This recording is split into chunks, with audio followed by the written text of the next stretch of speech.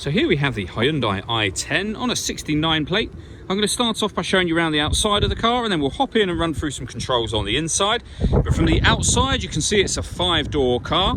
Let's start off inside the boot and then work our way around the rest of it from there. So as we approach the boot, you'll see that given the size of the car, we have plenty of boot space, along with that 60-40 split folding rear seat, should you wish to increase that space even further.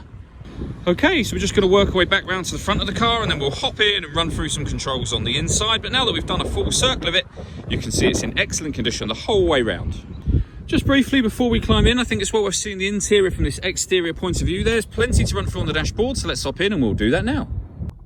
Okay, now that we're inside the car, we're going to start with the dials. On the left-hand side, we have the rev counter, we have the speedometer in the middle, and on the right-hand side, the fuel gauge and coolant temperature gauges. Also in the middle there, you can see the total mass of this car, which are 1,910.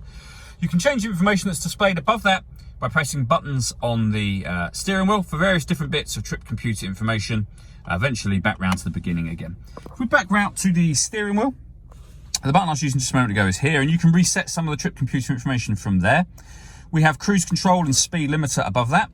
On the left-hand side, we have stereo controls and phone controls. The phone controls can only be used after such time as you've paired up your phone, and that is done over on the stereo in the sense here. Hit the phone button and then use the numbers that correspond with what you want to do. So 2 to add new, 1 in this case to cancel.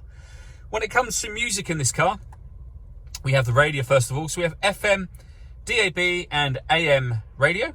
Hit the media button to listen to your own music. Nothing is connected at the moment, but you can listen to it via the auxiliary and USB input. So plenty of ways to listen to your music in this car. The main volume for the stereo is just there. Beneath that, we have air conditioning. So temperature, fan speed, and the direction of the air with this one just here. When you're happy with those settings, whichever they may be, that button turns your air conditioning on and off again, of course. We have a rear heated screen just there. And over on the right hand side, you can either bring in fresh air from outside the car or recirculate the air that's in the car. That's a great way of heating it up or cooling it down quickly, depending on the temperature you set over here.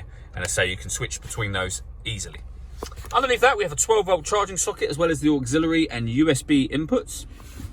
Plenty of storage underneath that, and then a 5-speed manual gearbox. All that leaves me to say is thank you for taking the time to watch this video. If you'd like to come and see the car in person and have a test drive, please feel free to call any of our MJA sites. We'd love to hear from you soon.